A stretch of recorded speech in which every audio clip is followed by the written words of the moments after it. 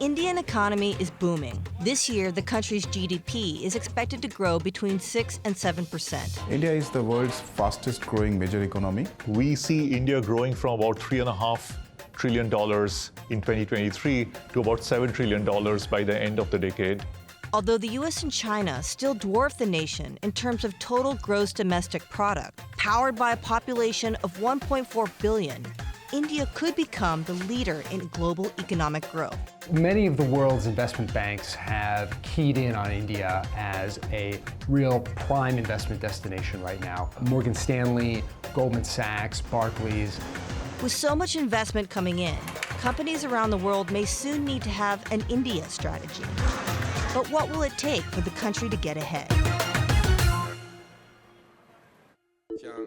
For now, China still holds the crown as the main driver for global economic growth. Its economic opening in the late 70s only accelerated after 2001, when it joined the World Trade Organization. It was the country that attracted foreign investment. It was the driver of financial markets and global capital markets.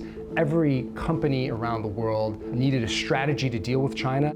India didn't start to liberalize its economy till the 90s, and it's been a slow climb since. But with current levels at about 7%, growing just a bit faster is all it needs to surpass China. India's per capita income has grown sevenfold from the early 90s to now. There has been significant progress also in the financial markets. These boxes represent economic growth in 2023. China, on the left, contributed close to a third, while India took second place. But look at how this changes if India grew about 1% faster a year. By 2028, the new picture is this.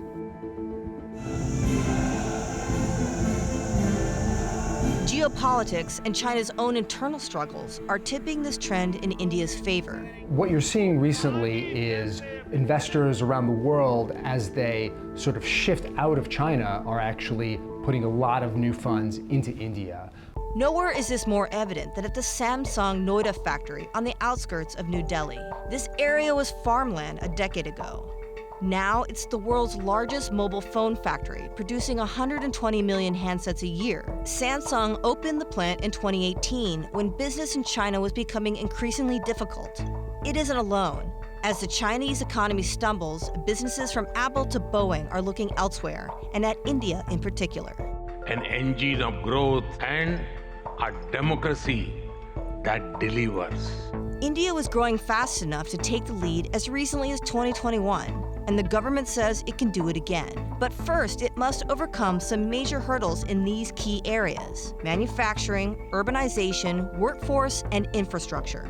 Let's start with manufacturing. For decades, China has been the world's dominant force in manufacturing. China's the assembly line to the world. Manufacturing makes up 26% of China's economy, while in India it's only 16%. The government aims that the share of manufacturing should grow up to 25% by 2025. To boost manufacturing, some 150 million Indians still working as farmers would need to move and take jobs at factories. This change would drive urbanization. Decades ago, both China and India had huge rural economies and were largely dependent on farming. In the 1990s, China very rapidly urbanized its economy, moving away from a traditional rural agricultural economy and to a much more modern urban industrial economy. 64% of China's population lives in urban areas. In India, it's 36%. India needs a lot more cities. There is a lot of progress already happening in terms of interconnectivity for the cities, more railway network, better infrastructure for airports and so forth. But there are crucial problems like water, like traffic, like urban housing that needs to be solved. An urban population supports a robust workforce. And in 2023, India overtook China as the world's most populous nation. And while China's population is aging, more than half of Indians are under 30, prime working age. It is going to be harboring the youngest workforce in the world. Now, this is very important because history has shown that whenever demographic dividend is on the side of a country, that country grows really rapidly. There's no point to having a large, young, growing population if you don't have enough jobs for them all. Unemployment in the country remains stubbornly high at around 7%. And in part because of poor quality of education, about half of all college graduates remain unemployable. On top of this, not enough women in India work. China has a female workforce of about 45%. In India, it's 29%. Closing the gender work gap could expand India's GDP by nearly a third by 2050. A lot of economists believe that if India can find enough jobs for all of these people, then really the sky's the limit in terms of what growth can be. An increase in manufacturing will in turn create demand for more service jobs and incentivize people to join an urban workforce. But to achieve this transformation, India needs infrastructure, and lots of it. For a long time, India has been plagued by inadequate roads, insufficient or poorly maintained railroads, not enough airports, not enough seaports. So infrastructure is really one way in which China overtook India early. In the 90s, India's railway network was 15% bigger than China's. But as China's economy started growing, it quickly took the lead, and its rail network is now 60% bigger. India is making progress. The country's national highway network has expanded more than 50% since 2014. If India can address these challenges, then foreign direct investment will likely increase. That inflow of money is an essential driver of growth. But accomplishing all of this is no easy feat. India also needs to increase its ease of doing business. The bureaucracy is such that it is not very easy to start a business in India and operate.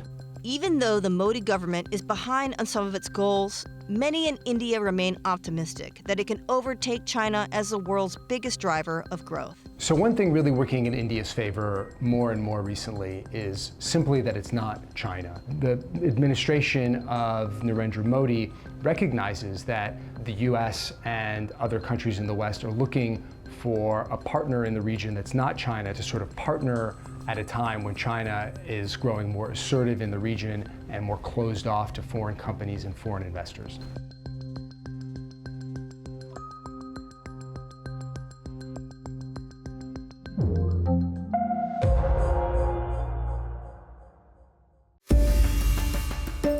Who is Narendra Modi?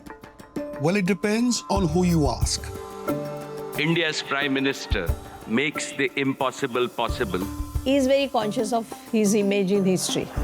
He has completely seduced the Hindu belt. Some view him as the most effective Prime Minister in the history of India. He's passionately worshipped by millions and hailed as one of the world's most popular leaders with approval ratings surpassing 70%. Democracy delivers, and democracy empowers. On the other hand, critics see him as an autocratic Hindu nationalist who marginalizes minorities and undermines democratic norms.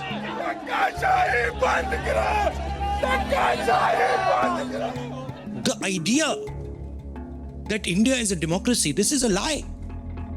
He is a champion to the poor and friend of billionaires.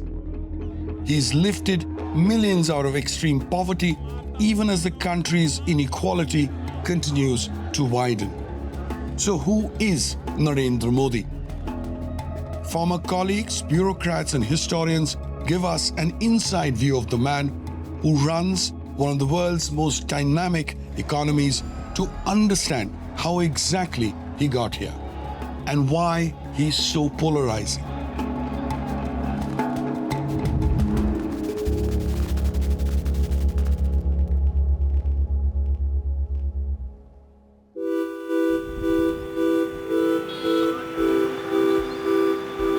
Narendra Damodar Das Modi was born on September 17, 1950, in the town of Vadnagar, situated in the western Indian state of Gujarat.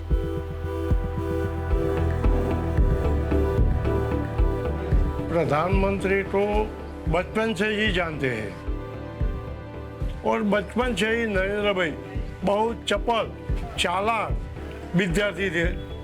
तो railway को हम चाय बेचते, नरेंद्र भाई चाय बेचते, हम उसके साथ बेचते, मित्रता रही थी।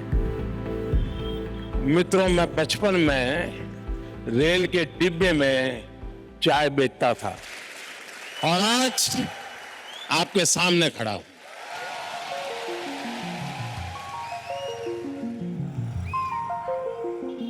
एक ज्योतिषी आया इधर, हम स्कूल में पढ़ते थे, तो बिहार के ज्योतिष को हमने रुपया दिया, 1 रुपया दिया। तो उसने, हम सब 4-5 मित्र थे, उसके हस्तरेखा दी थी। हमको सुनाया वो लड़का है, वो महासन्यासी बनेगा, वो महान नेता बनेगा।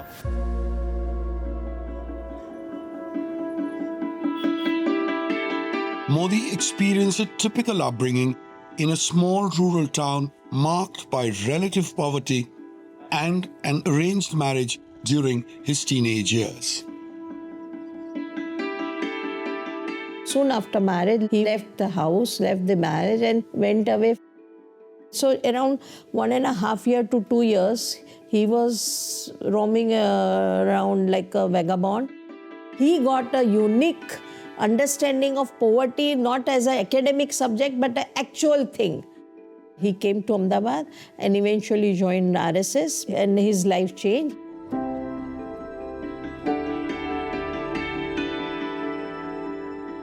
The RSS stands for the Rashtriya Swayamsevak Sangh, the largest and most powerful Hindu group in the country advocating pro-Hindu causes. Modi quickly rose through the ranks. But the RSS has a dark history.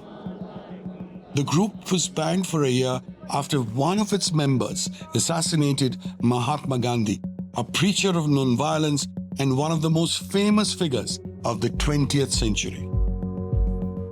तो संघ के अक्सर अवसर त्योहार कुछ खास functions वगैरह में नरेंद्र भाई से मिलने का होता था। बिल्कुल दिखता था एम्बिशियस। एक तो उनकी जो जीनियस क्वालिटी है, एक अच्छे ऑरेटर, अच्छा उनका कॉम्प्रिहेंशन, अच्छा प्रेजेंटेशन, ये इसके कारण वो कहीं पर भी जाते तो छा जाते हैं। Modi's knack for storytelling and captivating audiences emerged as a talent that propelled his political rise. जिसमें सिर्फ वोट टू इलेक्ट नहीं है, सिर्फ वोट टू डिफीट नहीं है, पर लोगों के मन में एक नई धारा शुरू हुई है, वो है vote to punish. He is thinking the way masses think, the way Indian people would normally think. Modi used his ability to connect with large audiences to preach the RSS philosophy of Hindutva, a hardline form of Hindu nationalism that effectively equates being Indian with being Hindu. While the RSS itself doesn't stand for elections, the Bharatiya Janata Party, or the BJP, serves as its political arm.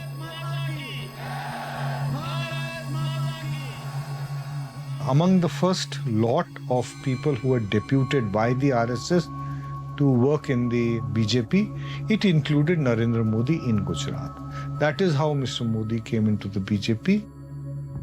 When he joined the BJP, Modi held administrative responsibilities, managing events, marches, and rallies.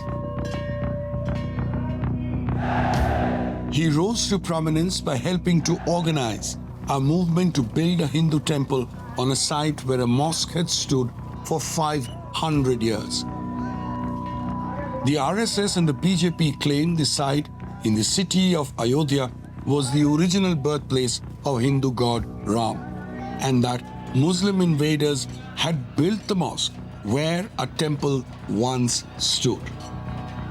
The Hindus, within quotes, wanted that site back in order to build a suitable temple for Ram.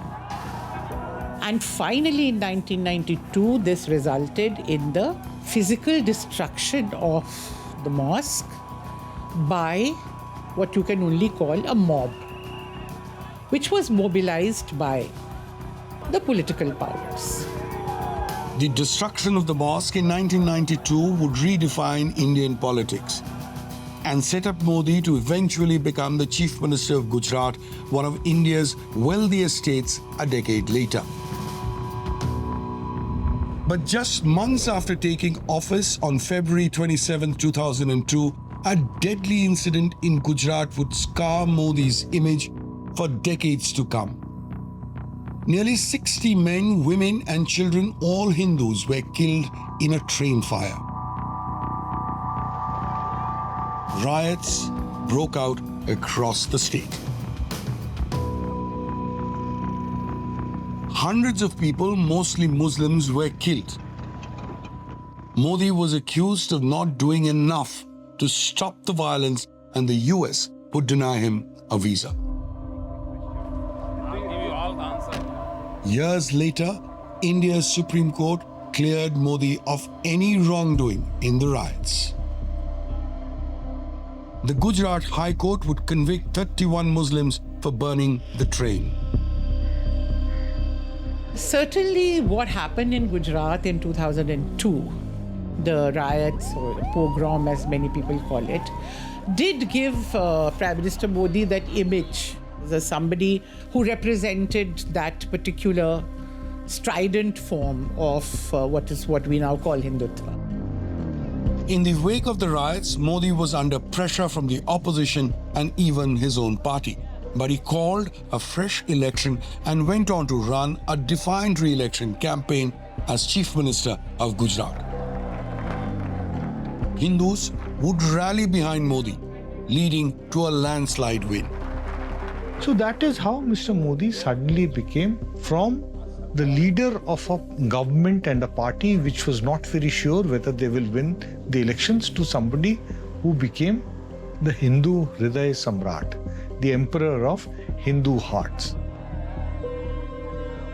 Modi was poised to ascend onto the national stage. But first, he had plenty of work to do in rehabilitating the image of Gujarat and himself.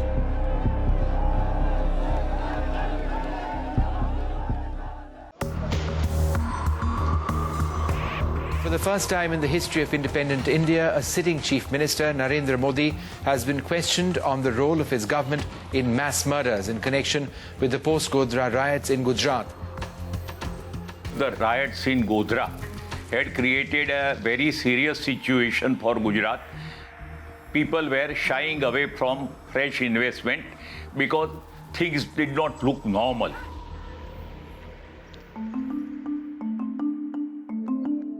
As Chief Minister of Gujarat, Modi quickly started implementing policies aimed at increasing economic productivity, hoping to turn around the fortunes of the state and his own brand. He decided the only way the image of Gujarat can be improved at that point, if we go back to 2002, is by projecting the image of a very peaceful state. Simultaneously, Mr. Modi also realized that it is important to bring in investment. So there was a considerable pressure on us to do something which will re-establish Gujarat as the best destination for investment. And Vibrant Gujarat was basically an investors' meet-in. Mr. Modi personally talked to most of them and assured them that his government will extend all the necessary support for them to do the business quickly. India's top businessmen, including Mukesh Ambani, Ratan Tata, and Gautam Adani, started flocking to the annual business summit. I would like to commend Mr. Modi and the entire government for making Gujarat as vibrant, as attractive, and as conducive to investment as it is. India's super rich got behind Modi and saw their wealth increase dramatically. They came to dominate domestic industries such as the transportation, telecommunications, and energy. So he became both the development man who had not left his Hindu heart behind. Modi's outreach to wealthy industrialists spawned what became to be known as the Gujarat model, a plan to cut red tape in a bid to attract investment. At the same time, he focused on delivering tangible benefits to the poor. He was able to greatly correct the power shortage issue in Gujarat. In the rural areas, decided to separate the grids for the domestic consumption and for the agricultural consumption. Quite a revolutionary idea that the people became very happy that we do not have any power cuts in our residences. While Gujarat's industrial development didn't trickle down to everyone, in the 12 years he was in charge, the state's economy grew at an average of 10% each year, higher than the national growth average. And Modi rode that to power. Narendra भाई मोदी जब हमारे यहाँ मुख्यमंत्री बने तो उनके विकास का जो नारा दिया, वो विकास का नारा पूरे देश में वो एक मॉडल बन गया. That record made Modi the BJP's best candidate to oust the opposition, which was hit hard by corruption allegations. देश की ऐसी दुर्दशा कभी नहीं देखी. नेता विहीन हो, नीति विहीन हो. Modi promised to fix the economy, generate jobs, and lower inflation, keeping Hindu issues on the back burner. He does want to replicate the Gujarat success story, as he puts it, at the national level, because Gujarat has turned out to be one of India's richest states. Investors just love it. And after that, actually, there was no stopping him to become the leader of the BJP and ran an extraordinary campaign for the 2014 parliamentary elections.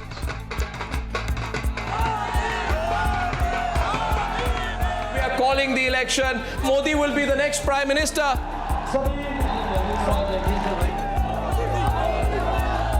On May 26, 2014, Narendra Modi became Prime Minister, with BJP securing India's biggest election win in 30 years.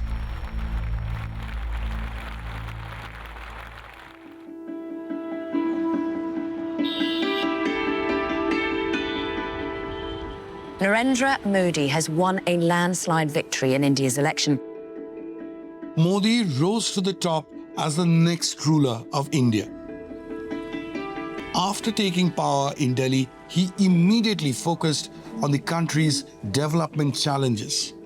In 2014, the country, the economy especially, was in a big mess. The inflation was almost uncontrollable, the bank's losses were mounting, and all these things had to be sorted out.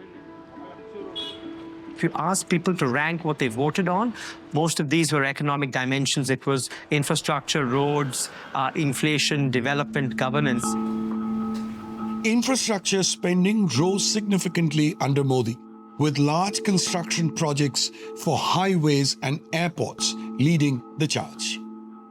Fellow Gujarati Gautam Adani was central to this infrastructure push, building companies spanning ports to power plants to airports and more. Adani's empire is integral to India's economy, putting his ties to Modi under a spotlight. The billionaire says he aligns his business strategies with government policy and denies he has benefited from his ties to the Prime Minister. There is more infrastructure today, more roads, more rail network, but that's a natural process of growth. Modi also pushed through reforms, many of which were initiated during the previous administration, including a national identity card, an inflation target, and a goods and services tax that unified India as a single market for the first time. But in 2019, Modi would face one of his biggest domestic challenges in the form of a devastating act of terror. Tensions escalate between India and Pakistan over a car bombing. The attack killed dozens of Indian paramilitary police in the disputed region of Kashmir. Modi ordered the bombing of alleged terrorist camps in Pakistan. His popularity rating soared putting him well ahead in the race that had been much closer. Back in 2014, it was about creating jobs. It was about fighting corruption. This time around, it was different. It was not about economics. It was about nationalistic sentiment within the country.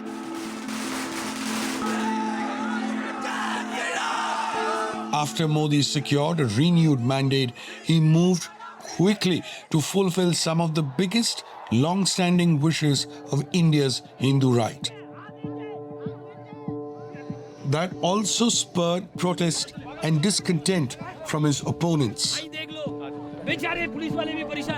First, his government scrapped the autonomous status of India's only Muslim-majority state of Jammu and Kashmir. Second, he passed a citizenship law that openly discriminates against Muslim migrants. And third, he ramped up the push to build the Ram Temple in Ayodhya. Those moves further consolidated Modi's support among Hindus, who make up about 80% of India's population. Yet, they marginalized minorities and those who believe in India's pluralistic roots. He has completely seduced the Hindi-Hindu belt. We are headed towards a polarized, divided society.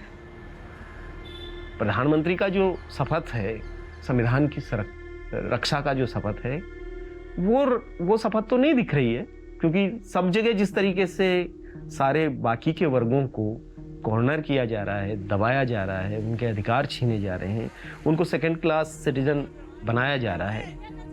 Democracy is in peril. Economic inequalities have widened. Despite the number of people in extreme poverty declining during Modi's tenure, India's economic disparity is staggering. A recent study showed inequality at the highest levels since at least the 1950s. The Modi government focused on economic growth above all else and tried to build national champions rewarding big businesses. But much of this has yet to trickle down to workers. India's opposition parties have long accused the Modi government of crony capitalism and favoring certain businesses in government contracts. That comes as India falls in press freedom rankings and democracy indices because of growing concerns over moves to silence Modi's critics.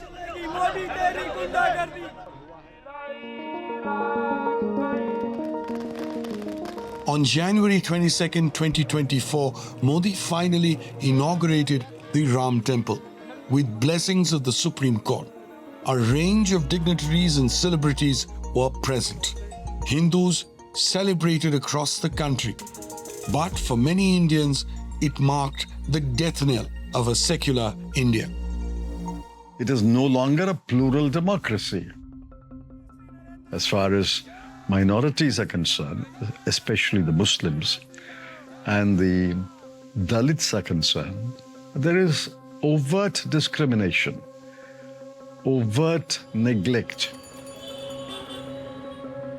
Others hang on to hope that India can remain a secular society for its more than 1.4 billion people. There's too much diversity in this country. Even within Hinduism, the Indian state is much bigger than the Prime Minister, than even the government of the day. So to say that secularism is dead, I wouldn't agree. India is now the fastest growing major economy in the world, with an increasingly influential global voice. International investors are captivated by India's growth story, driven by a demographic surge, a young consumer audience, and favorable geopolitics. I think the optimism about India is actually completely justified. आज जब सब लोग कहने लगे हैं, India is the future. For Modi, though, the transformation of India into a Hindu economic powerhouse isn't just a dream. It is happening now. and it is the future he is building. आज से 1000 साल बाद भी लोग आज की इस तारीख की, आज के इस पल की चर्चा करेंगे। ये भारत का समय है और भारत अब आगे बढ़ने वाला है।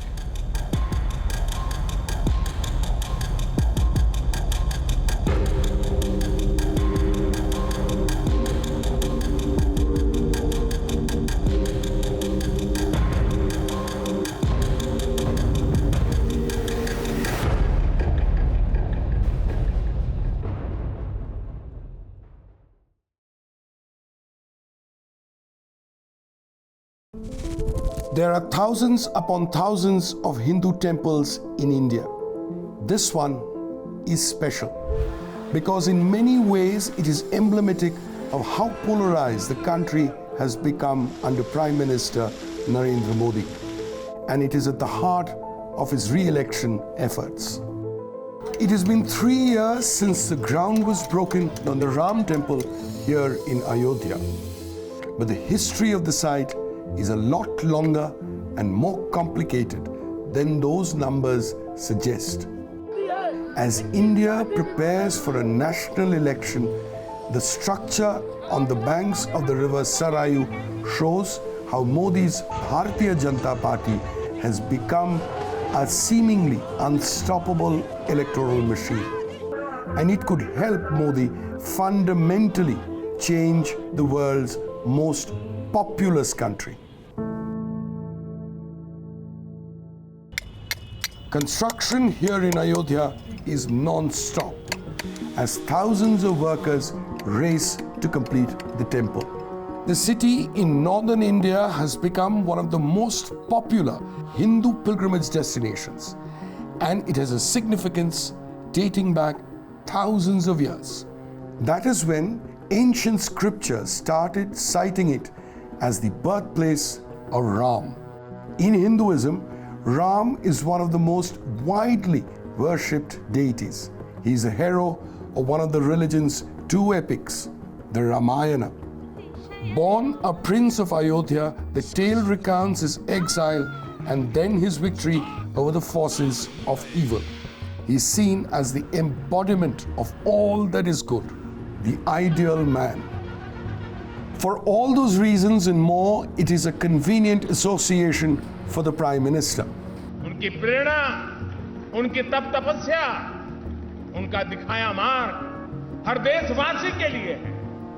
भगवान राम के आदर्शों पर चलना हम सभी भारतीयों का कर्तव्य है। Modi has become India's most powerful leader in decades by pushing Hindu nationalism or Hindutva. It is a strand of politics that conflates Hindu religious identity and policy, and it seeks to move India away from the secular politics of its past, instead forging a nation for the majority Hindu population. Ayodhya has become a controversial focus of Hindu nationalism. For the best part of 500 years, the temple was the site of a mosque, the Babri Masjid.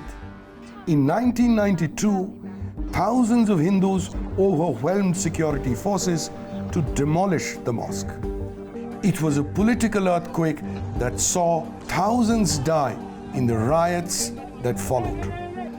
The quest to build a new temple galvanized the Hindu nationalist movement and helped Modi's rise to power. In his 2014 election campaign, he made a number of promises to crack down on corruption, develop the economy, introduce the Uniform Civil Code, end the autonomy of India's only Muslim majority state, Jammu and Kashmir, and significantly build the Ram Temple. Modi ji हैं तो मुमकिन है, क्योंकि मोदी जी की बस की ही बात है। और तो हमें तो नहीं लगता, क्योंकि हमारी जितनी उम्र निकल गई है, 28 साल लगभग हम हो गए हैं, हमने देखा नहीं है उनके जैसे नेता। But the last decade in power has been challenging at times. Even as India's economy continues to grow at a rapid rate, that growth hasn't benefited everyone uniformly, and unemployment remains stubbornly high. Modi has delivered on some of his more contentious promises, scrapping Kashmir's autonomy and now building this temple. These are policies that have helped Modi overcome other electoral concerns. Take the most recent elections in November, when key bellwether states including Madhya Pradesh, Rajasthan and Chhattisgarh went to the polls. Opposition leader Rahul Gandhi and his Indian National Congress Party had been hopeful of capitalizing on some of Modi's perceived weaknesses to make inroads. There was a sense before the vote that support among farmers and women, two of the BJP's core constituencies, might be waning. जिन जिन मुद्दों पे मोदी जी आए थे, उन भ्रष्टाचार हो, महंगाई हो, रोजगार हो, वो आज तक कोई भी उन्होंने जो वादे किए अभी तक पूरे नहीं करे. Neetu Patel is a former school teacher who is now a homemaker. After years voting for the BJP, she voted for Gandhi's Indian National Congress in November. सरकार बदलना जरूरी है, बदलाव बहुत जरूरी है. इनमें घमंड बहुत ज़्यादा आ गया है, तानाशाही करने लगे हैं इनके नेता. Patel was particularly worried about inflation, which remained high in November. For about 70% of India's rural households, agriculture is still the sole livelihood. Modi promised to double farm income when seeking his second term. Tulsiram Patidar owns a large farm around Bhopal. लेकिन अब मजबूरी है, क्या कर रहे हैं? मजबूरी है. Even so, it has taken time for Patidar to come around to Gandhi and the Congress. पहले क्या था कि बिल्कुल ही इनको राहुल को ही कुछ नहीं बांधते थे, लेकिन जब से ये अपनी पूरी कन्याकुमारी से और उत्तराखंड तक यात्रा की है, वो बाकी में दबदारी से यात्रा की है साहब. Despite the concerns, there was still a high turnout for Modi. Modi ji के नाम की तो माया पूरे देश में है. ये हम सबका सौभाग्य है कि वो भारतीय जनता पार्टी के नेता हैं.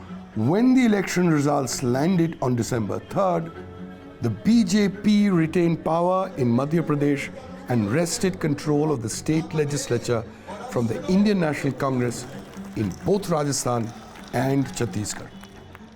The opposition political parties, despite their best efforts, have not been able to challenge or question Modi's credibility in the eyes of the people. This is something which Rahul Gandhi never understood, that holding a position of power or holding a state office has a natural tendency of introducing a charisma in you, and which has benefited Narendra Modi in building up his profile. As concerns about unemployment and corruption persist in some quarters, the Indian Prime Minister has taken advantage of rising nationalism, which has also taken hold in other parts of the world. And the Ram Temple stands as an example of that.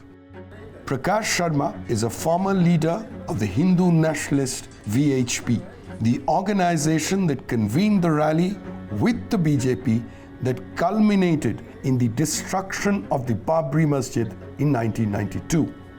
इनका दुर्भाग्य ये है कि मोदी जी ने कभी अपने आप की हिंदू आइडेंटिटी को छिपाया नहीं. सीखना चाहिए उनको ना. उनको अगर भारत में अगर इस देश में किसी को राजनीति करनी है तो हिंदू की उपेक्षा करके वो राजनीति नहीं कर पाएगा. ये बाकी राजनीतिक दलों को समझना चाहिए.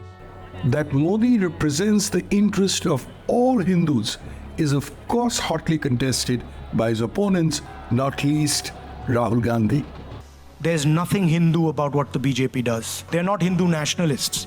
They are nothing to do with Hinduism. Since we are in a transition period from the old-fashioned secular politics to a majoritarian politics, there are a lot of people who are sympathizers and supporters of the old ways. They are very disturbed by this politics of polarization. They think that something fundamentally disruptive is being unleashed by the present regime.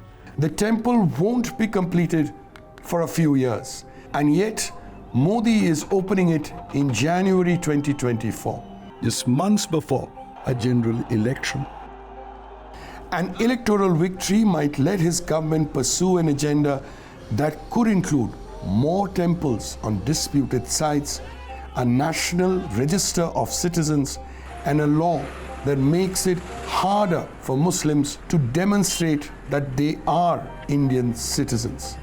Steps that could cement India's move away from the secular politics of its past.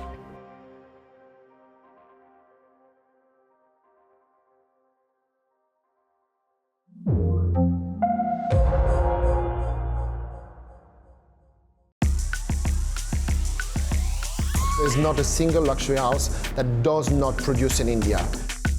We've recently had Beyoncé in her tours wearing a few of our outfits. High quality, exclusive, and European. The hallmarks of the 180 billion euro luxury fashion industry. But unknown to many consumers is a closely guarded secret. Countries like India are often at the heart of what's considered European luxury fashion. For decades, luxury fashion houses obscured their business ties to developing nations like India or Vietnam, where labor is cheap and hard to find handicraft skills plentiful.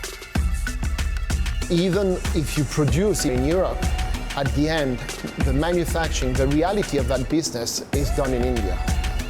Fashion executives have long seen labels saying made in France or made in Italy as key to higher profits. They worry about Western consumer stereotypes that question quality. There's also the optics of sourcing goods from places where working conditions can be poor. But that's increasingly contested by those fighting for transparency in how luxury fashion credits its suppliers. We set out to investigate what's behind a fashion label. India's contribution to luxury fashion spans empires. The nation's embroiderers were traditionally mostly Muslim men who had migrated to Mumbai from rural parts of the country. They're known by the Urdu word karigar, or artisan. Embroidery has always been the distinction between the elite, the royal court, and the different layers of society. Even if the creation is done in Paris, even if we have ateliers in Paris doing embroidery, or in Italy, or in England, India has really become the backbone of the embroidery industry. From the 1980s, luxury brands have relied on India for much of their embroidery.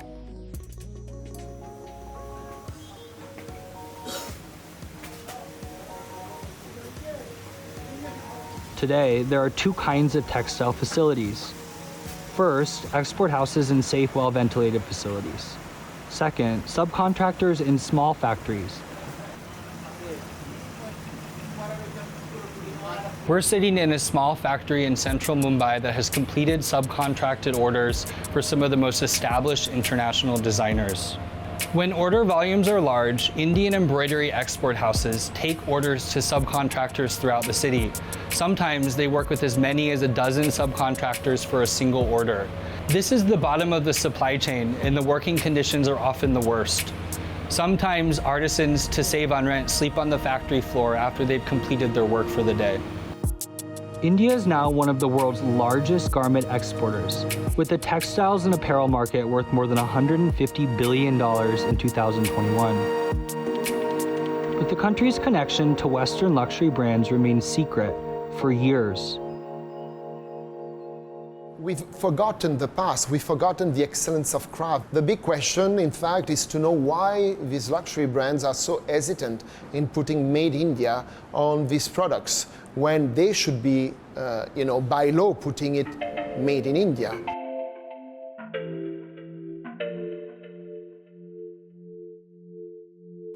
The global fashion system is built on exploitation.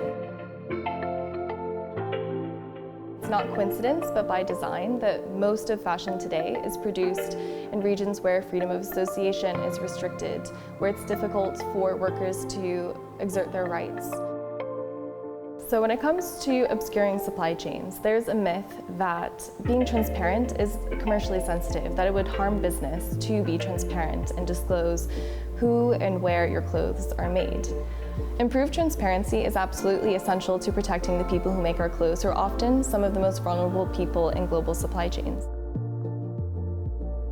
Our investigation looked at one jacket as a case study. The garment, embellished entirely with delicate micro mirrors, retails for almost 43,000 euros. And according to exporters in Mumbai, it took more than 2,000 hours to embroider in India. Seamstresses estimated the piece then underwent less than 100 hours of stitching and finishing touches in Europe. It carries a Made in France tag, reflecting European Union regulations that define the country of origin as the place where the last substantial transformation took place, not where the bulk of labor was completed. A Dior spokesperson told Bloomberg that even though the mirror coat is an exceptional piece that showcases India's savoir-faire, nevertheless, it was made in France, which justifies the dedicated Made in label. Still, in March 2023, Dior became one of the first international luxury brands to showcase a collection in India, saying it's determined to promote the country's artisanal legacy worldwide. Chanakya International, the Indian export house that embroidered clothing for the Dior Mumbai collection, declined to comment. What we are very happy about and elated about is that actually Dior took a first step to announce its supplier. We were all kept hidden for a long time. It has changed the way the others are thinking, putting us more forward for recognition of our work and our embroidery and our craftsmanship, which earlier they wanted to show maybe that it was done in Paris or Italy. Now they are happy and to say that this embroidery is done in India. India's growing importance across industries has made the world's most populous nation impossible to ignore. One recipient of this attention is Gayatri Khanna. Her company Malaya Embroideries has climbed atop the ranks of Mumbai's highest profile export houses. She counts Versace, Balmain, and Dolce & Gabbana as just some of her clients. Today we are a 450 employee business. We are in the center, in the heart of Mumbai. We have over 150 odd clients, which are amazing, and we cherish all our collaborations.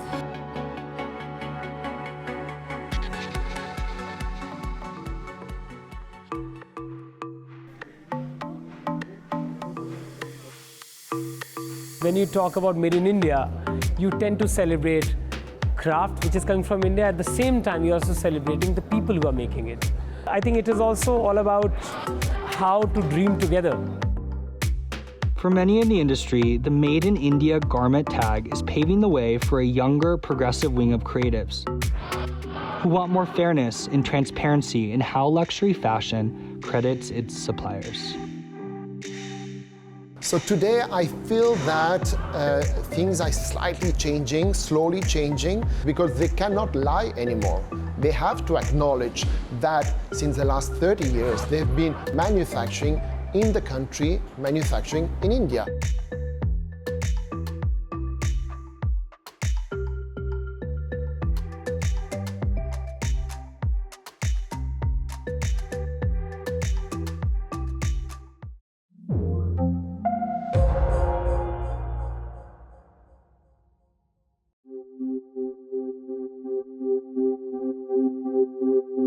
This is Valerie.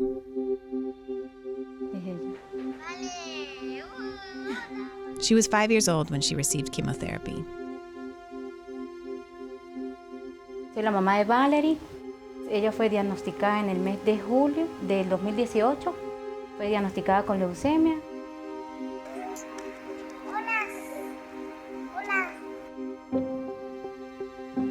En noviembre del 2019 ya iba a cumplir un año en tratamiento. La doctora, ella decía que ya la niña estaba superando la enfermedad. O sea, estaba súper bien. La doctora me había dicho que en noviembre del 2019 estaba bien la niña.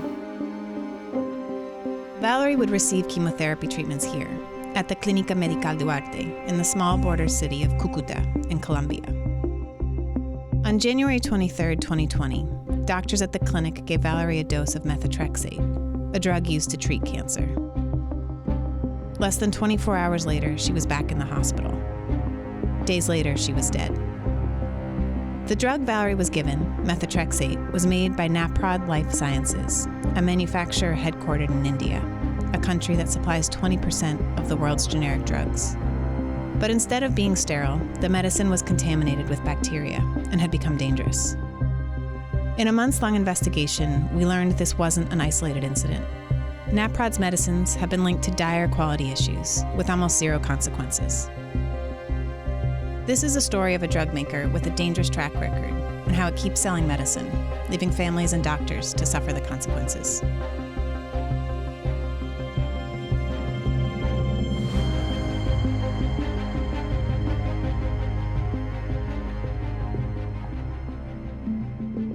Methotrexate is a drug used to treat leukemia and other cancers and has been around for decades.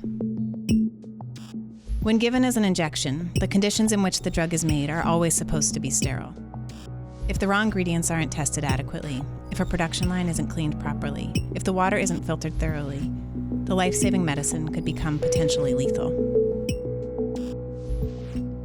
Naprod Life Sciences plays a crucial, if sometimes unnoticed, role in the world's drug supply chain.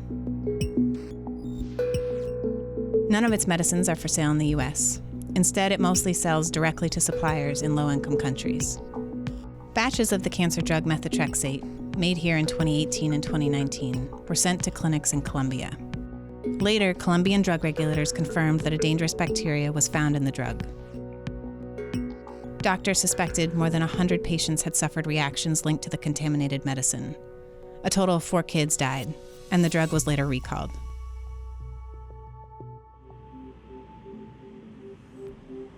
My colleague Priyanka Pulla looked into Naprod's operations in India. This is a plant that makes many low-cost cancer generics for big brand names such as Intas, Dr. Reddy's, and Abbott.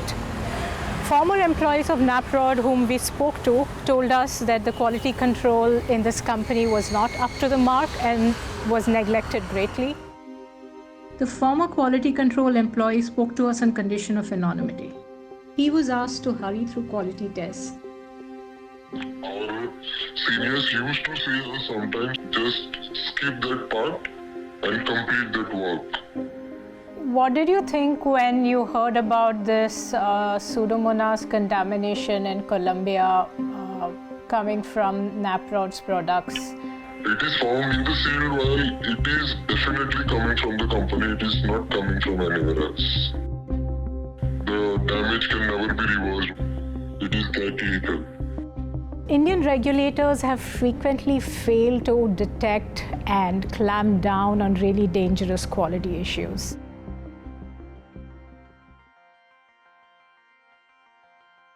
Maharashtra FDA is trying their best to get a good quality medicine to people around the world, not only in India.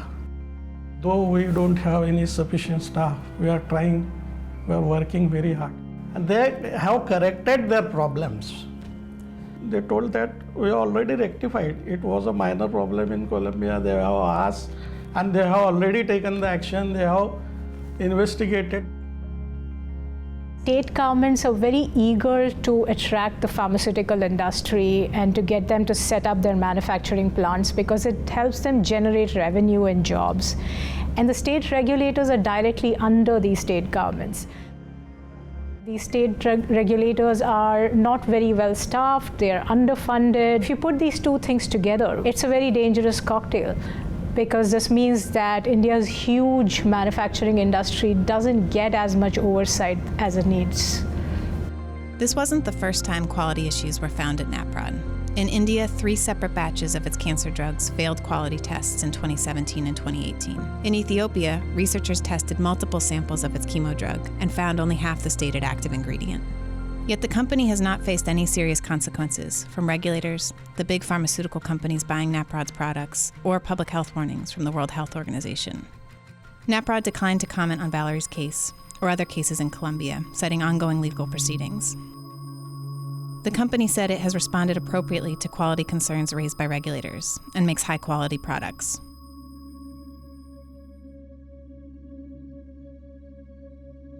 La niña no aguantaba el dolor en la columna, no aguantaba el vómito, el dolor de cabeza. Me queda así como un dolor grande de no haber podido hacer más por ella. Y de lo que ella se despidió cuando ella me dice, no, ya no aguanto más, mami, ya. Y me tomó de las manos y se desprendió. Ya sentía ahí que se me fue en ese momento. Fueron las últimas palabras que me dijo. So who is to blame for Valerie's death? And how can people in low-income countries ensure their drugs are safe? Despite its track record, Naprod continued selling medicines around the world, cashing in on growing markets for generic cancer drugs. And Valerie's case is stuck in the labyrinth of Colombian government bureaucracy. The Attorney General's office received Valerie's autopsy report 4 years ago. It has listed her cause of death as under study. In the years that have passed, there have been few signs of progress in the probe. In recent months, the Attorney General's office has started interviewing families and others involved. But 2,500 miles away, a researcher in the US is trying to perfect a test to help detect bad quality drugs before they reach patients. The market for chemotherapy products is increasing, and it's increasing in locations where often the regulatory agencies are under-resourced, particularly for analysis of highly toxic chemotherapy products. And so it's a very risky situation right now. The paper test her team developed is a field lab kit run on a sample of medicine, testing for the amount of active ingredient. It costs as little as $2 and can be done easily by a nurse using a cell phone. And these are a field screening device that you can use to check a medicine quickly and see if it looks good or if it looks suspicious. Nearly 4 years after Valerie's death, Naprod continues to sell its drugs to customers around the world. O sea, yo como la mamá de la niña, este sufrimiento es muy grande y yo sé que no solamente soy yo la que estoy pasando por esto, sé que hay más padres que están sufriendo porque este vacío es muy fuerte, o sea, de la pérdida. O sea, para mí, o sea, sería importante que, o sea, no pasara más, o sea, que no tuvieran que otro padre sufrir.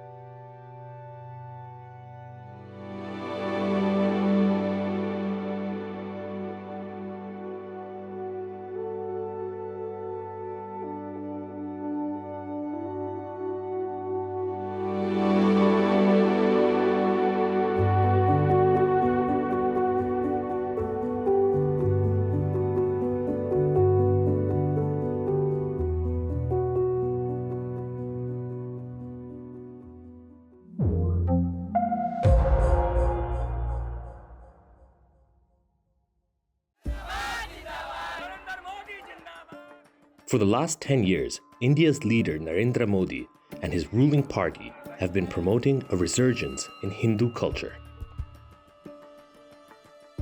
That includes Ayurveda, an alternative medical system that has existed in India for centuries. The business of Ayurveda is booming. Today, both Indian and Western consumers are more eager than ever to snatch up Ayurvedic medicines and treatments. Within the next 5 years, the market for Ayurvedic products in India is projected to top $20 billion. But there's a dark side to the boom. Some doctors in India have reported patients facing life-threatening side effects after long-term use of Ayurvedic medicines. It's all about nationalism. This has nothing to do with public health care. It has everything to do with maintaining a vote bank. Is nationalism changing the way medicine is practiced in the country?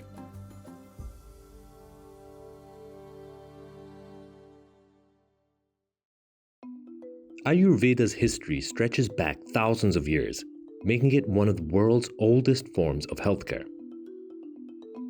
The word translates to science of life. Ayurvedic products include everything from herbal medicines to yoga and meditation.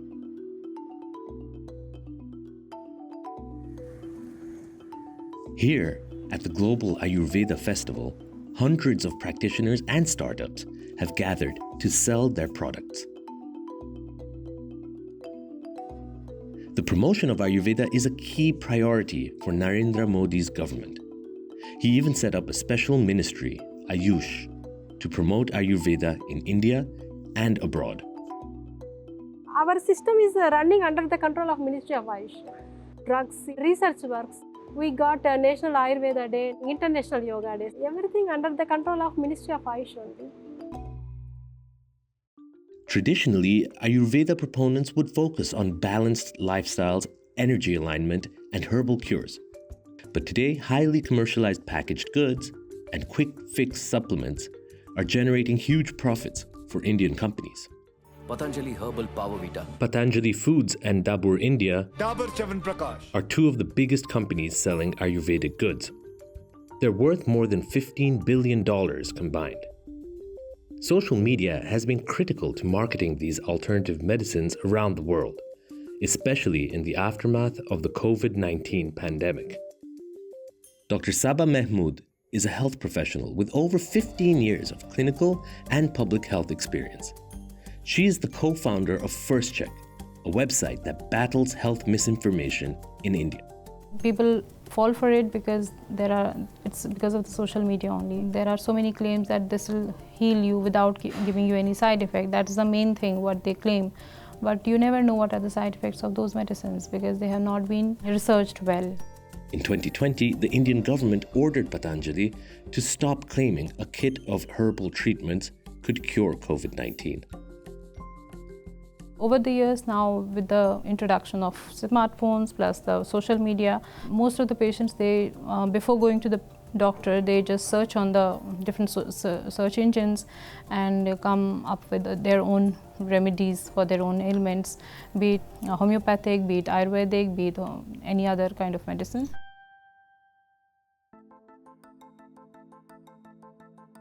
Some doctors are using social media to take on Ayurveda. You can actually see that it's 90% alcohol. Dr. Abby Phillips is a hepatologist and routinely sees patients with medical complications stemming from Ayurvedic treatments. When I started working in Kerala, I started seeing a large group of patients with severe liver disease. And ultimately we figured out that the causes for these severe liver disease was actually because of herbal medications. Ayurveda is a pseudoscience. It's an ancient practice that was born out of culture, faith and religion about 2000 years ago. Dr. Phillips has styled himself as something of a whistleblower, posting almost daily about the dangers of Ayurveda. As a physician, I am bound to educate the people on what is right to health for them, what the right informed decisions on health-seeking behavior should be. What we have seen in the last decade, a lot of money has been spent on Ayush-related practices, promotion of Ayush-related practices at the central and at the state level. As a result of his activities, he has faced lawsuits and even government intervention. Politics is very closely intertwined with healthcare. So there is going to be a lot of limelight on the Ayush industry and Ayush stakeholders, especially with the elections. And I think there's a huge vote bank. And also, it's not just the practitioners in these communities, but also the people who support these communities.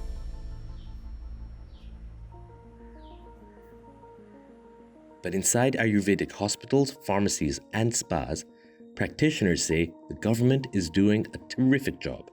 They have been giving support to the colleges, to the universities to do more research, to the hospital to build better hospitals, research centers also. Ayush Ministry definitely are doing a very good job. Ultimately, Prime Minister Narendra Modi's Ayush strategy supports his government's larger project. Celebrity figures like Baba Ramdev, a yoga guru widely seen as an ally of Modi, are key to this project, attempting to modernize Ayurveda and transform it from an alternative medicine to a primary healthcare option in India. Indian traditions are seemingly taking the world by storm, and Modi's rise is sweeping the nation.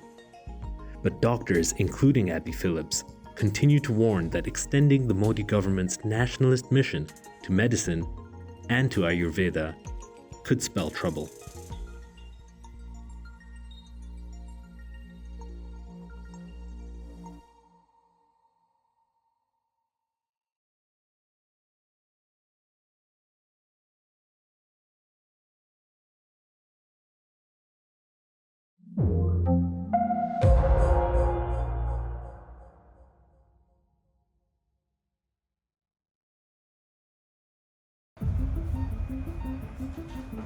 Dr. Tarun Mittal is a surgeon in New Delhi. He's fighting on the front lines of an epidemic quietly sweeping India, driven by a new menace: junk food. We reduce the size of the stomach, which is called sleeve gastrectomy. We have operated from age of 13 till the age of 74. Initially, when I joined my practice, I was seeing maybe 1 or 2 patients a month. Now I am seeing 15 to 20 patients a month. In India, almost 1 in 4 adults is considered overweight or obese. If nothing changes, the country's obesity rate is set to increase by more than 80% by 2035. This is not simply a story of individuals making unhealthy lifestyle choices. In India and much of the world, larger economic and social forces are threatening people's health and prosperity.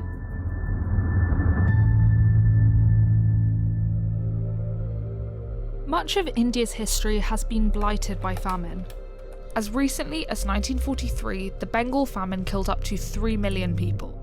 Even now, roughly a third of children suffer from stunted growth. And yet, over the last 3 decades, obesity has surged, and it's set to get worse. That's been accompanied by a rise in cardiovascular disease and diabetes. The economic costs are enormous.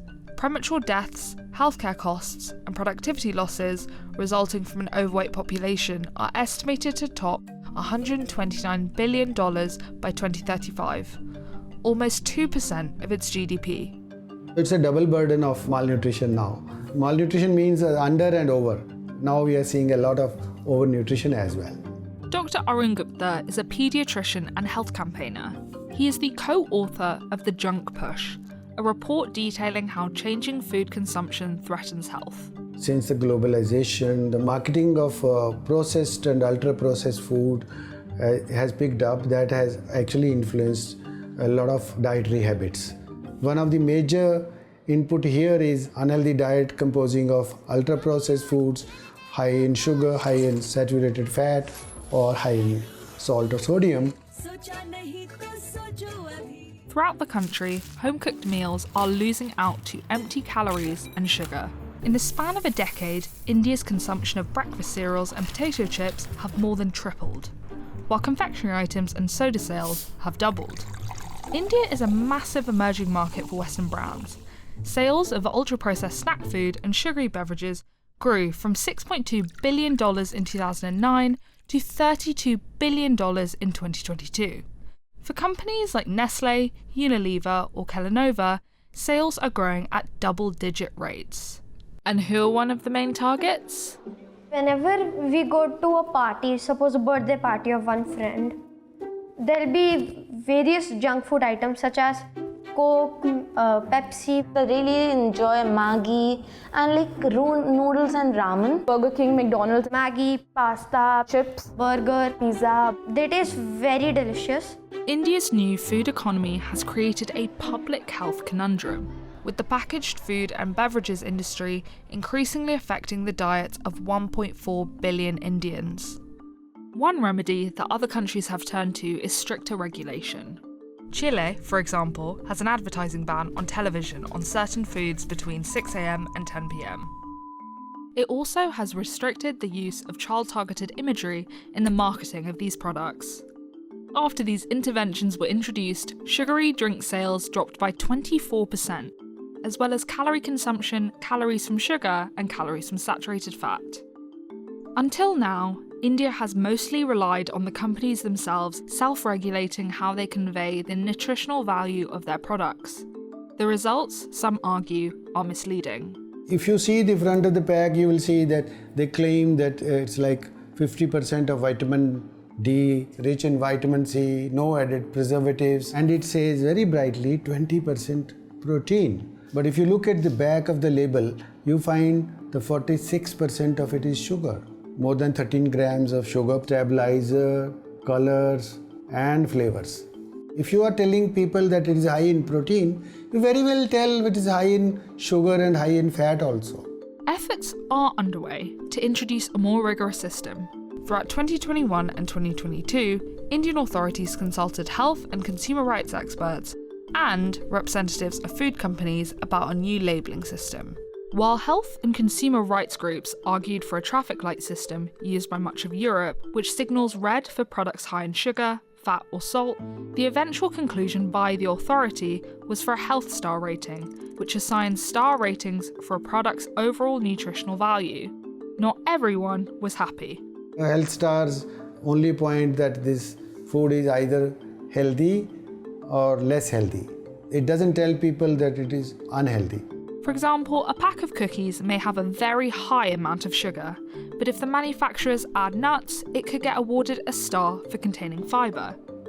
Getting that regulation right has been evading us in the country. So that is one part of the story. But what we are missing out is, working at community level with children, with parents, families, to create an environment for healthy eating and sustainable food environments. Pavan Agrawal runs the Food Future Foundation, a non-profit that seeks to educate school children about healthy eating.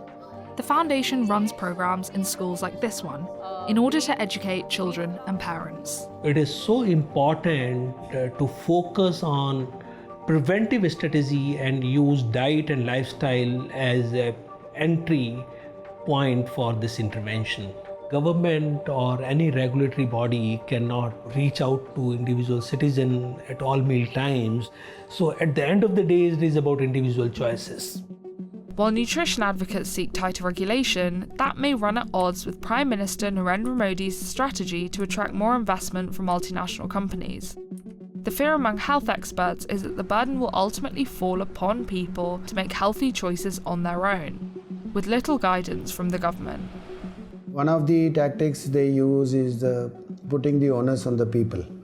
That it is the people who are choosing to eat wrong foods.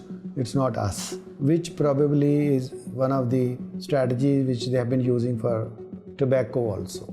That people are smoking by their choice, not because of the marketing. What cigarette do you smoke, doctor? The brand named most was Camel. Smoke Camels, the cigarette so many doctors enjoy. The tactic is industry will become a part of the solution.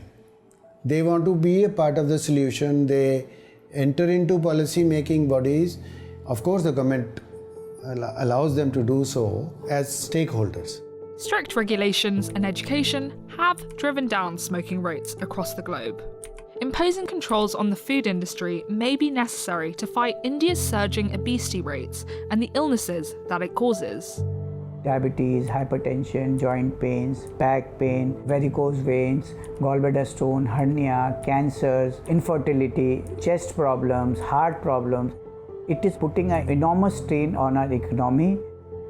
A country once blighted by too few calories must face a new battle with too many empty ones.